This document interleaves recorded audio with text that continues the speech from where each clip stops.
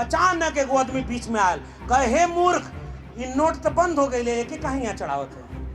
तुरंत वो आदमी कहला है धीरे बोला, भगवान के हमके पता है नोट बंद हो गए, तुहके पता है नोट बंद हो गए, भगवान के थोड़े पता है कि नोट बंद हो गए। तुरंत वो आदमी गुस्सा में बोलल कि अरे मूर्ख, नोटिया ही भगवान थोड़े लेना कि उनके पता होई, जे लेला ओके पता है कि पुरान की नोट बंद हो गए, ये हमारी नोट ना चढ़ावल जाएगी। कहला कि हम जजमान 1 लाख रुपया पंडित जी के अपन दक्षिणा देतनी, और कगजा पंडित जी के पकड़ा था। पंडित जी का नहीं का तो कह जैसे तू मंतरवा डाला तो कह नोटिया ओरिजिनल चाहिए, तो वो कहला हम के मंतरवा ओरिजिनल चाहिए, तब हम तो के ओरिजिनल नोट दे। गाय हमारी माता है, हमको कुछ नहीं आता है, सुनते थे ना भाई। तो उसका अगला जवाब लिख के एग्जामिनर क्या बोला कि बैल तुम्हारा बाप है, नंबर देना पाप है। एगो कथावाचक जात और लेके लोगन के कथावाचक लाखों भीड़ में कहता आपके बच्चा का जहिया इम्तिहान होकर बेल पत्रा पे शहद लगा के शिवलिंग पे चिपका दिया तो आज बेटा बेटी पास हो जाएगा। अगले दिन अखबार में खबर छपल कि ओकर अपना लड़का 8वीं में 2 बार फेल हो गया। का करबा राही मनवा पाई पाई जोड़ के, एक दिन सुगनवा जई हैं पिंजड़ा के छोड़ के। नोटबंदी भइल ना, अब भोजपुरी में सुना लोगन, नोटबंदी भइल तो 500,000 का नोट बंद हो गई। सर भोजपुरी में थोड़ी देर। और नोटबंदी जब बंद हो गई तो कुछ आदमी जो धार्मिक आदमी रहना वो सोचे ना कि पुरनकी नोट ले जाके मंदिर में धक्का-धक चढ़ा दें, भगवान खुश हो जाइए, बैंक में तो जमा हो ही ना। अब पूरा नोटबंदी का पुरनकी नोट भगवान पे चढ़ावत जाता हूँ। अचानक एगो आदमी बीच में आयल, कहे हे मूर्ख, ये नोट तो बंद हो गई, लेके कहीं यहाँ चढ़ावत है। तुरंत वो आदमी कहला है धीरे बोला, भगवान के हमके पता है नोट बंद हो गए, तुहके पता है नोट बंद हो गए, भगवान के थोड़े पता है कि नोट बंद हो गए। तुरंत वो आदमी गुस्सा में बोलल कि अरे मूर्ख, नोटिया ही भगवान थोड़े लेना कि उनके पता होई, जे लेला ओके पता है कि पुरान की नोट बंद हो गए, ये हमारी नोट ना चढ़ावल जाएगी। तो यार चढ़ावल माल के लूट के ले गल पता है कि ना। वो एगो आदमी पंडित जी गइल किस्सा लेके कि भाई जजमान का कष्ट हो जीवन में। हम भोजपुरी में सुनावत हूँ किस्सा जो ज्योतिबा फूले लिख के गए हुआ। भोजपुरी में बोली ना, नाटक का नाम है तृतीय रत्न। ज्योतिबा फूले लिखले हुआ कि एगो आदमी बड़ा परेशान रहल, और जब वो गए तो वो पंडित जी के पास, भाई वह तो देवता का अवतार धरती पर रहल, कल कुल दुख का दवा हमारे पास। तो वो गए कह मालिक बड़ा परेशान है। तो कल कैसे परेशान लिया, वह पतरा देखी, पतरा देखल तो कहे कि तुम्हार शनि ग्रह ठीक दशा में ना बा। कौन ग्रह? शनि का ग्रह दशा ठीक दिशा में ना बा। यहाँ जे यहाँ से दूरबीन देख के पता है ना पहले कि ग्रह और तारा और पृथ्वी का मतलब का होला। यहाँ लोग पतरा देख के बतावे, मंगल ग्रह के पता ना कि ओकरी नाम पर कितना शादी बियाह यहाँ टूट जाना और ओके पता ना है। और वो आदमी देख के कहता कि तुम्हार शनि ठीक जगह पे नहीं थे। तो कह कैसे आई, कह हवन करावे कोई, कह कितना खर्चा आए, कह इतना रुपया खर्चा आए, कह इतना रुपया तो हमारे पास ना है। बीच में कोरोना आ गई, नौकरी चल गई, हमार पति का नौकरी छूट गई, कंपनी ठप हो गई, बिजनेस बंद हो गई, पैसा ना है। कह अच्छा 50% डिस्काउंट आधा लगा देती हैं, हवन करा दा, शनि ठीक जगह पे आ जाएगी। और जब वो कल आदमी कि ना ये तो 5,000 रुपया नहीं थे हमारे, तो कहा अच्छा 1,000 रुपया दे दो और छोटकी हवन करा दे तो शनि ठीक जगह पे आ जाएगी। वो कहना मालिक के दोनों नहीं थे। कहा अच्छा 100 रुपया दे, एगो मंत्र देते हैं, एक पढ़त रहिए शनि तो ठीक जगह पे रही। वो आदमी खड़ा होके अपन जेब थैली निकाल के दिखावत, कहते 1 रुपया नहीं के। वो गुस्सा में आदमी खड़ा होके कहल, जब तोरी जेब में 1 फुट्टी कौड़ी ना तो जो बेटा शनि तोर कुछ न बिगाड़ पाई। तो और माल लूटे बदे कैसन कैसन कहानी बनाओ। वो एगो गांव में एगो आदमी गयल और वो कहला कि मालिक हम बहुत परेशान है। तो वो जो धरती पे उनका अवतार है ना, एगो पन्ना पे लिख के दे दिल, कहल जो बेटा यही में तोर मुक्ति है। तू कहल का हम मालिक, तो कह मंत्र लिख दे, पढ़त रहिए तोर कष्ट दूर हो जाए हमार दक्षिणा। तो दूसर का आदमी भी ऐसे कोनो जयंती में तनी 2-4 बार हो आल, तनी ओके पता रहा बिरसा फुले अम्बेडकर पेरियार का। तो वो एक कागज लेके वह पे लल, कहला कि हम जजमान 1 लाख रुपया पंडित जी के अपन दक्षिणा देतनी, और कगजा पंडित जी के पकड़ा था। पंडित जी का नहीं का तो कह जैसे तू मंतरवा डाला, तो कह नोटिया ओरिजिनल चाहिए, तो वो कहला हम के मंतरवा ओरिजिनल चाहिए, तब हम तो के ओरिजिनल नोट दे। भैया जैसे दिमाग का ताला खुली तो और माल लुटाइल बंद हो जाएगी। बाबा साहब डॉक्टर अंबेडकर भारत के संविधान के अनुच्छेद 51A में लिख करके गए हैं कि नया भारत बनेगा तो वैज्ञानिक चेतना का विकास होगा, अंधविश्वास और पाखंड में आपके बच्चों को केवल धर्म कर्म के नाम पर मूर्ख बनाया जा रहा है और आपका चंदा दान दक्षिणा लेके जा रहे हैं। दान दक्षिणा देना बंद कर दो, आधा उनका बिजनेस व्यापार बंद हो जाएगा। और कोई भी अगर देवी देवता ऐसा है तो आप उस पैसा को किसी की शिक्षा में, कलम और किताब में खर्च कर दो। अगर कोई वास्तव में कोई देवी देवता भगवान होगा तो किसी भूखे को रोटी देने से और किसी अशिक्षित को शिक्षा देने से सबसे ज्यादा खुश हो जाएगा। ये बात मैं कह के जा रहा हूं। इसलिए आपकी लड़ाई मंदिर मस्जिद की लड़ाई नहीं है, कलम और किताब बचाने की लड़ाई है। कलम और किताब बचेगी तब बाबा साहब डॉक्टर अंबेडकर के सपनों का भारत बचेगा। दुनिया में यहाँ के लोग गए तो आचार के साथ अपनी जाति व्यवस्था लेके गए। ये सुमित चौहान जी बैठे हुए हैं और यहाँ जितने यूट्यूबर साथी आए हुए हैं, आपकी जिम्मेदारी है, उनका मीडिया करोड़ों रुपया दे करके उनकी खबर चलाता है और आप अपने मीडिया के लोगों को अगर मजबूत नहीं करेंगे तो जंगल में मोर नाचा किसने देखा। ये आपके लोग हैं और इनके काम को देखिए। उनकी मीडिया में दिन रात हिंदू मुस्लिम मंदिर मस्जिद दंगा कराया जाता है और ये जितने बहुजन मीडिया हैं इनमें जाकर देखिए आपके बच्चों के भविष्य की चिंता यहां पर मौजूद है। इसलिए इनको मजबूत करिए, आपका अपना आधा आंदोलन का रास्ता मजबूत हो जाएगा। ये आपके लोग हैं और ये आपसे चंदा मांगने नहीं जाएंगे, लेकिन ये आपको आपका काम करके दिखाते हैं क्योंकि इनको भी महसूस होता है। ये भी अगर किसी की दलाली कर रहे होते तो हो सकता है अच्छी नौकरी करते।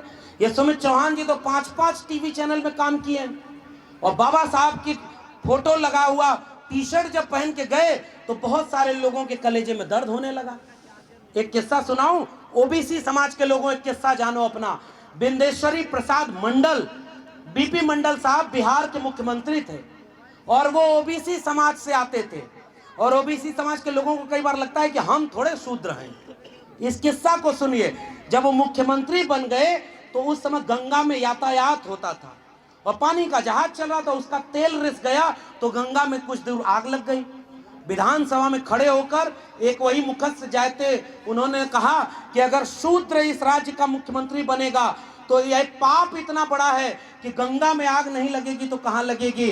बिंदेश्वरी प्रसाद मंडल खड़े होकर बोले कि देखो एक बात सुनो, ये गंगा में जो आग लगी है ये तो तेल रिसने से लगी है, लेकिन तुम्हारे सीने में जो आग लगी है इस आग को मैं और भड़काऊंगा ताकि जब तक अपने लोगों को बराबरी का हक न दिला दूं। ओबीसी समाज के लोगों, आपको बस अछूत नहीं बनाया गया होगा, फर्क केवल इतना था, लेकिन हक अधिकार आपका भी जाति देख करके नहीं माना गया।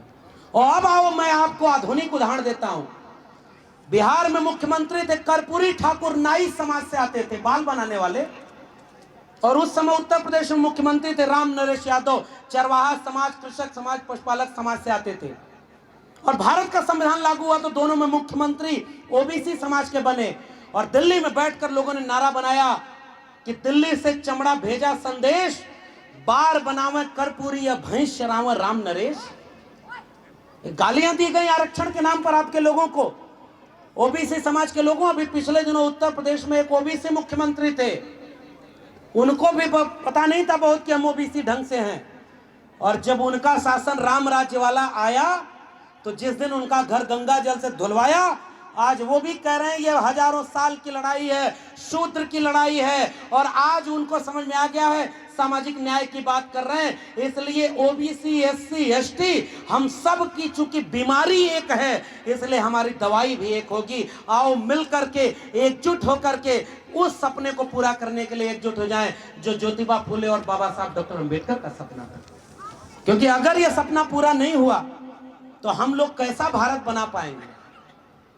का करवा राही मनवा, पाई पाई जोड़ के एक दिन सुगनवा जई हैं पिंजड़ा के छोड़ के। ये जो लूट, हमने आरक्षण का फायदा लिया, नौकरी मिल गई, काम करने चले आए, हम लोग अपने समाज को भूल गए। इसलिए मानवर कांशीराम ने पे बैक टू सोसाइटी की बात कही।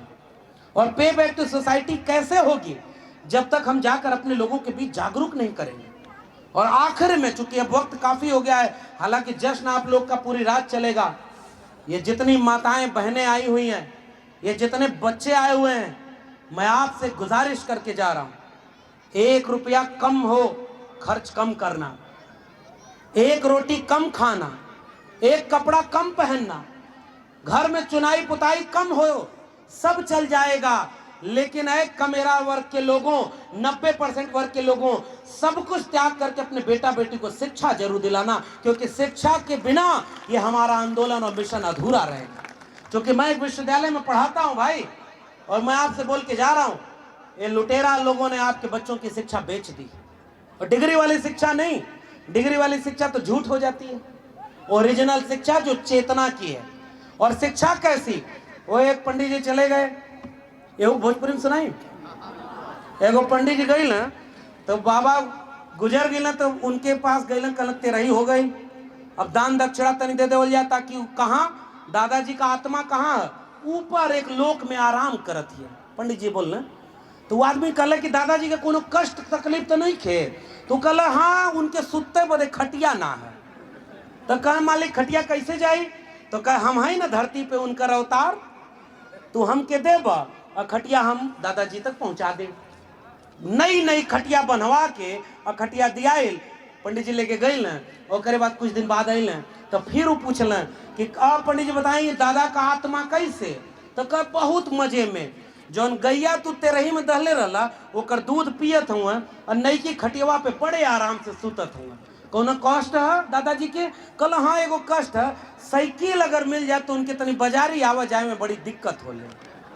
अभी पूरा धार्मिक रूप से एकदम अंधा, तुरंत नई साइकिल बनवा के तुरंत सुपुर्द कर दलना, अब पंडित जी लेके चल देना दादाजी के देवे। वही एगो लड़का रहे जौन तनी पढ़ल लिखल समझदार लड़का रहे, वो कुल खेला देखो के समझ में आवे। अगली बार जब वो अला, पिताजी हाथ जोड़ के बोलना कि दादाजी कैसे, तो कहे एकदम मजे में हुआ, गैया का बढ़िया दूध पियत हुआ, नई की खटियुआ पे बढ़िया सुतत हुआ, और साइकिलिया से रोज सब दोनों बेला, कबो चांदनी चौक कभी राजीव चौक बढ़िया बाजार कर जाना। वो लइकवा देखत रह, कहे पंडित जी झूठ बोलत हुआ। पंडित नाराज हो गए, कैसे, तो कहे कि दादाजी कहला कि ना हमके गैया मिलल, ना खटियावा, ना साइकिलिया। पंडित जी नाराज हो गए, कहना कैसे पता तुमको नहीं मिला वो सब, तो कहा दादाजी हमके चिट्ठी लिखले हुआ कि बेटा तुम लोग जौन जौन भेजला हमके कुछ न मिलल। तो और नाराज हो के कहे ये चिट्ठी तुम्हारे पास किस रास्ते आई, तो लड़कवा बोला वही रास्ते जिस रास्ते आपने गैया भेजी थी, खटियावा भेजी थी और साइकिलिया भेजी थी। और जैसे ही एक व्यक्ति चेतना संपन्न होता है ना, झूठ पकड़ लेता है। महात्मा ज्योतिबा फूले झूठ पकड़ लिए थे गुलामगिरी में कि मुख से अगर बच्चा पैदा होता है तो गर्भ कहां ठहरता है। भाई दुनिया में आप अपने धर्म का प्रचार करते हो, करो, हमसे तो मतलब ही नहीं, लेकिन जाके बोलो ना अमेरिका में कि हमारे यहाँ ऐसा विज्ञान था। ये सुमित भाई कहते हैं कि बिना पेट्रोल डीजल के पुष्पक विमान उड़ा करता था, बाद में उसकी मैन्युफैक्चरिंग बंद काहे कर दिए, राफेल का घोटाला न करना पड़ता, हमारे यहाँ से लोग पुष्पक विमान लेके जाते, भाई बंद क्यों करना पड़ा। और हम ये जानना चाहते हैं कि आपने असल में हम कमेरा लोगों के श्रम का शोषण करके विश्वविद्यालय में जब नौकरी देनी पड़ी तो हमारे लोगों का एडमिशन रोक दिया। हे भाई कमेरा लोगों, यहाँ एक और बात, थोड़ा भावुक वाली बात बोल दूं। सर मैं बहुत जगह पर गया, जितने लोग मुझसे हाथ मिलाने आए, चट्टान की तरह हाथ सख्त था, क्योंकि दिन रात 24 घंटे ये इस हाथ से श्रम करते हैं, तब जाके इनका पेट भरता है और उसके बाद यहाँ अपने पुरखे को याद करने आए। और मैं इसलिए आपके सामने कह रहा हूं कि वो लोग आपके श्रम को लूट रहे हैं और पूरे देश को बेच रहे हैं, बर्बाद कर रहे हैं, और दूसरी तरफ कहते हैं धर्म खतरे में। मैं आपसे कहने आया हूं, बिरसा फुले अंबेडकर पेरियार का मिशन खतरे में है। उन्होंने जो संविधान बनाया वो संविधान खतरे में है, और शिक्षा रोजगार का भारत बनाना चाहते थे, वो शिक्षा और रोजगार का भारत खतरे में। केवल पाखंडी बनाया जा रहा है और आपको आपस में लड़ाया जा रहा है। हाथ जोड़ के गुजारिश, अगर हम अंबेडकर फुले पेरियार के वारिस हैं तो कोई भी SC ST OBC आपस में लड़े न, कोई कितनी भी गलती कर दे भाई, दिल बड़ा करो और उसे गले लगाते हैं। हम उससे बैठकर बातचीत करेंगे, कोई दाएं बाएं होगा तो उसको भी समझाएंगे, क्योंकि हमारी लड़ाई असली दुश्मन कोई और है, और खेत का बंटवारा हमारे सामने दिखाकर हमारी फसल लूट कर लेकर चला जा रहा है। और फसल लूट गई तो बंटवारा बाद में हो जाएगा, लेकिन खेत लुट गया तो अगली बार फसल आपके हिस्से में आएगी नहीं, फिर बंटवारे का लड़ाई किससे करेंगे? आए कमेरा जातियों के लोगों, आओ हम सब लोग एकजुट हो जाएं और आनंद पर्वत के लोगों, इस पाखंडवाद अंधविश्वास से लड़ाई, आप तो जागरूक लोग हैं, गांव-गांव लेके चलिए, हम भी चलेंगे आपके साथ, गांव-गांव लोगों को समझाएंगे, शिक्षा की जोत जलेगी तो अंधविश्वास और पाखंड का अंधकार दूर हो जाएगा। और जब तक एक और एक दो, अगर एक और एक मिलकर दो होता है तो इसे गणित कहते हैं।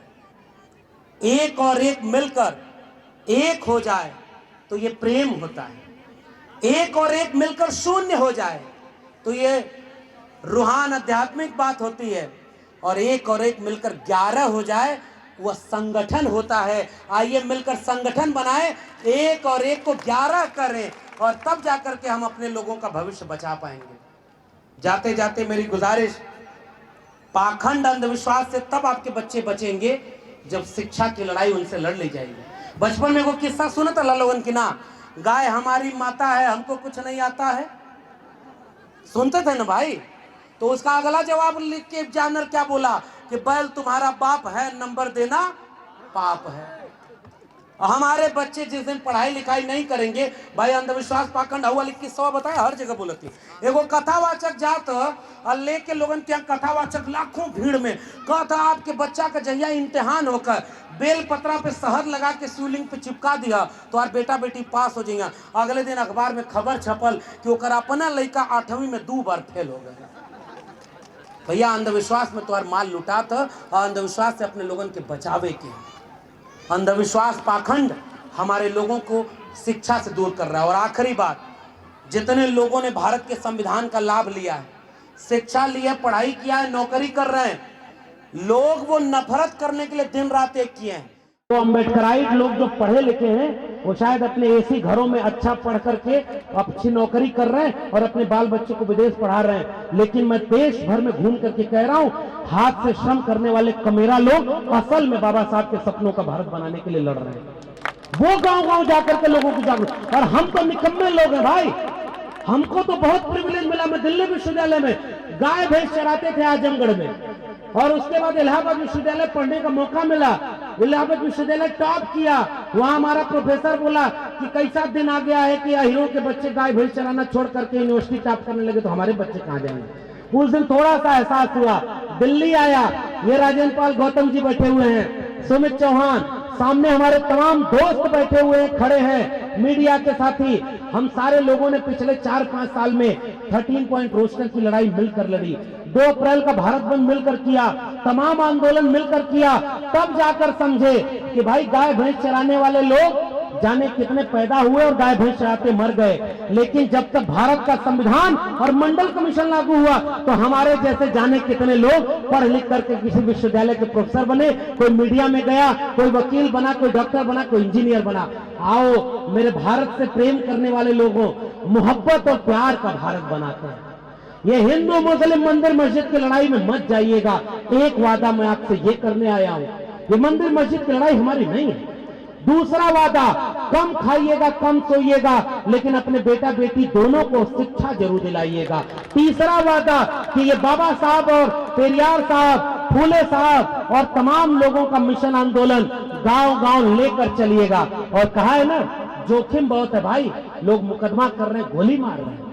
फिर भी एक शेर मुझे आरिफ सैफी का याद आ रहा है कि टकराएंगे तलवारें टकरा कर तुमसे, हो जाएंगे दुश्मन के तरकश खाली, और हर मैदाने जंग में तुम बेखौफ लड़ो, वक्त से पहले मौत नहीं आने वाली। इसलिए हमारे पुरखे न भागे न डरे, न किसी के सामने झुके। हम बिरसा, फूले, अम्बेडकर, पेरियार के वारिस तब असल मानों में कहे जाएंगे जब एक दिन जयंती मनाने की बजाय हर दिन 365 दिन दिल में बिरसा फुले अम्बेडकर पेरियार को रख करके शिक्षा बचाने, रोजगार बचाने, देश बचाने, संविधान बचाने की लड़ाई, मोहब्बत और प्यार बचाने की लड़ाई, 90% लोगों को एकजुट करने की लड़ाई गांव कस्बे तक जाकर के लड़ते रहेंगे, आखिरी दम तक लड़ेंगे।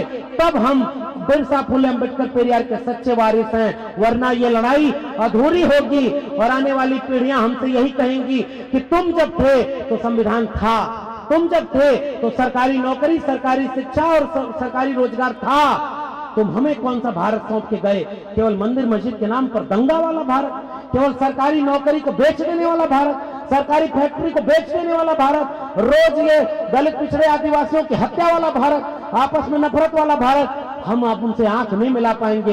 हम उनसे आंख मिलाएंगे तब जब वो पूछेंगी तो हम कहेंगे बिना बुलडोजर से डरे, बिना केस मुकदमे से डरे, बिना उनकी लाठी गोली से डरे, हम बिरसा फुले अम्बेडकर पेरियार के वारिस आनंद पर्वत में खड़े होकर अपने लोगों को जागरूक करते हुए कह रहे थे, लड़ेंगे तब तक रे कि जब तक अपन का भारत नहीं बना पाएंगे। जय भीम, जय मंडल, संविधान जिंदाबाद, इल्गुलान जिंदाबाद, इनकलाब जिंदाबाद।